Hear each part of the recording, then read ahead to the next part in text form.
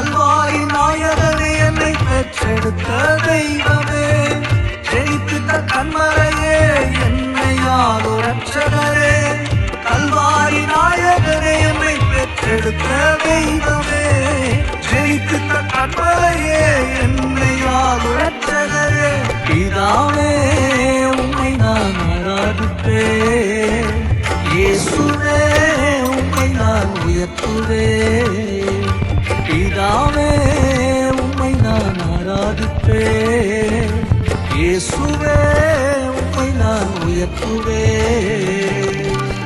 உம்மோடு பேசணும், உம்மோடு நடக்கணும், உம்மோடு வாழணும் ஏசப்பா.